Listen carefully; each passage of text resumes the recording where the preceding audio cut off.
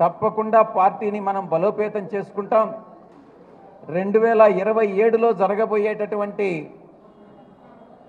ఒక దేశం ఒక ఎలక్షన్ అన్నటువంటి బిల్లుని పార్లమెంటులో ఆమోదించినట్లయితే 2027లో తప్పకుండా ఎన్నికలు జరుగుతాయి. వైఎస్ఆర్ కాంగ్రెస్ పార్టీ విజయం సాధిస్తుంది అన్నటువంటి విషయాన్ని నేను పాత్రికేయ మిత్రుల ద్వారా నేను తెలియజేస్తా ఉన్నా. ఈ యొక్క ప్రభుత్వం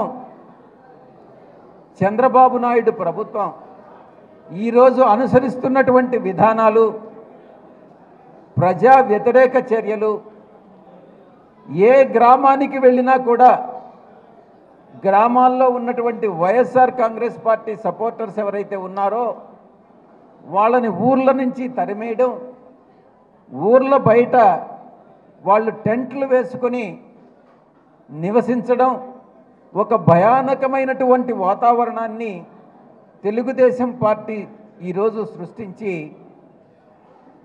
గతంలో ఎన్నో ప్రభుత్వాలు అధికారంలోకి వచ్చాయి, ఎన్నో పార్టీలు అధికారం నుంచి వెళ్ళిపోయాయి. ఎన్నడూ లేనటువంటి విధంగా ఒక చెడు ప్రెసిడెంట్ అన్నటువంటి దాన్ని, బ్యాడ్ ప్రెసిడెంట్స్ అన్నటువంటి దాన్ని ఎస్టాబ్లిష్ చేస్తూ ఉంది.